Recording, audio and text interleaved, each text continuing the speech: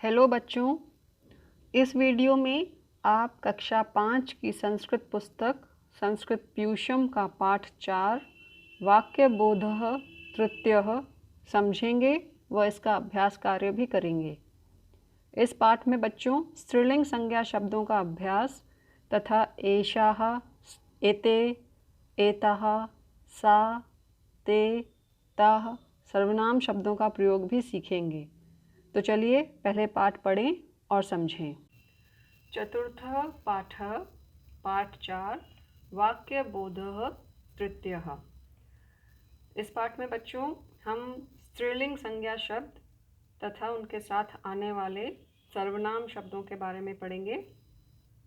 अब यहाँ देखिए, इस चित्र में हाथ के पास एक छात्रा का चित्र है, तो इसको कैसे लिखा है? एषा का अस्ति। यह कौन है? एषा छात्रा अस्ति। यह छात्रा है। एषा किम करोति? यह क्या करती है? एषा पठति। यह पढ़ती है।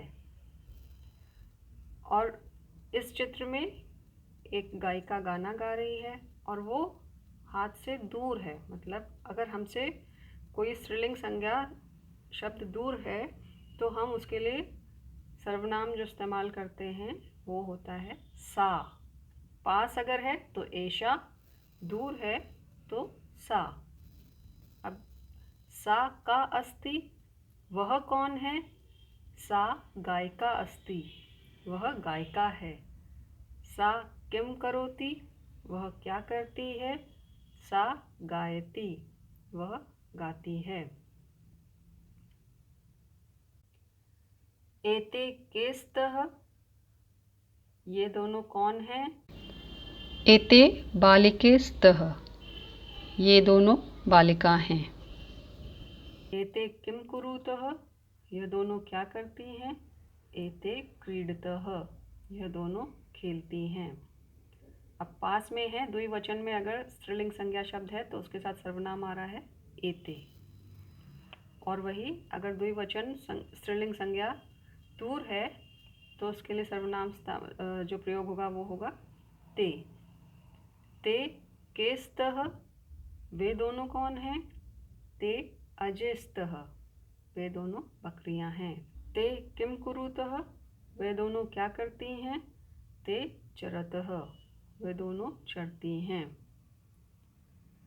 एताः का सन्ति? अब इस चित्र में 3 गायिका हैं और हमारे पास हैं, तो सर्वनाम जो इस्तेमाल हो रहा है बहुवचन के लिए एताः। एताः का सन्ति? ये कौन है? एताः गायिकाः सन्ति। ये गायिका हैं। एताः किम कुर्वन्ति? ये क्या करती हैं? एताः गायन्ति। ये गाती हैं। इस चित्र में बच्चों देखिए 3 लड़कियां दिखाई दे रही हैं जो पी रही हैं और हाथ से दूर हैं, तो सर्वनाम शब्द इस्तेमाल हुआ है ताः। बहुवचन स्त्रीलिंग संज्ञा के लिए सर्वनाम प्रयोग होता है ताः। ताः का सन्ति? वे कौन हैं? ताः बालिकाः सन्ति। वे लड़कियां हैं। ताः किम कुर्वन्ति? वे क्या करती हैं? ताः पीवन्ति। वे पीती हैं। अब इस चार्ट में बच्चों देखिए, इसमें एक वचन, द्विवचन और बहुवचन में संज्ञा स्त्रीलिंग शब्द दिए गए हैं और सर्वनाम एषा, एते और एताः का प्रयोग दर्शाया गया है। जैसे एक वचन स्त्रीलिंग संज्ञा है तो उसके लिए एषा का, यह कौन है? उत्तर है सारिका। सारिका मतलब होता है बच्चों मैना। एते के, ये दोनों कौन हैं? एते सारिके। द्विवचन में हो गया सारिके। ये 2 मैना है ना। एताः का, ये कौन है? सारिकाः। सारिकाः मतलब ये सब मैना हैं। तो एक वचन में सारिका, द्विवचन में सारिके और बहुवचन में सारिकाः। ऐसे नीचे ये चित्र बना है, पेन का चित्र है, कलम, हिंदी में कलम बोलते हैं और संस्कृत में लेखनी। एषा का लेखनी, एक वचन है तो लेखनी। एते के, ये दोनों क्या हैं? लेखन्यों। लेखन्यों मतलब दो कलम, दो पेन। एताः का, ये क्या हैं? लेखन्यः, मतलब ये सब कलम हैं, पेन हैं। एक वचन में लेखनी, द्विवचन में लेखनियों और बहुवचन में लेखन्यः। तो बच्चों, आपको पाठ समझ में आया। अब हम इसके अभ्यास प्रश्न करते हैं। अब सबसे पहले शब्दार्थ करते हैं। शब्दार्थः। नृत्यतः अर्थात दो नाचती हैं। नृत्यतः क्रियापद जो है यह द्विवचन स्त्रीलिंग संज्ञा शब्द के लिए प्रयोग किया जाता है। एताः अर्थात ये सब, सारिका अर्थात मैना, अजा अर्थात बकरी। अब अभ्यास प्रश्न देखें। प्रश्न 1, मौखिकम अभ्यासम कुरुत अभ्यास पुस्तिकायां च लिखत। अब आपको मौखिक अभ्यास करते हुए, ओरली बोलते हुए ये शब्द रूप अपनी कॉपी में लिखने हैं। एषा, एते, एताः। सा, ते, ताः।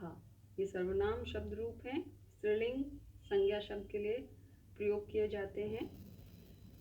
गायिका, गायिके, गायिकाः। मूषिका, मूषिके, मूषिकाः। ये आप याद कर लीजिए और अपनी कॉपी में लिख लीजिए। प्रश्न 2, वाक्यानि पूरयत। वाक्यों को पूरा करना है, खाली जगह जो छूटी हुई है उसमें शब्द भरना है। क, एषा छात्रा अस्ति। एक वचन छात्रा है तो इसके साथ सर्वनाम इस्तेमाल होगा एषा।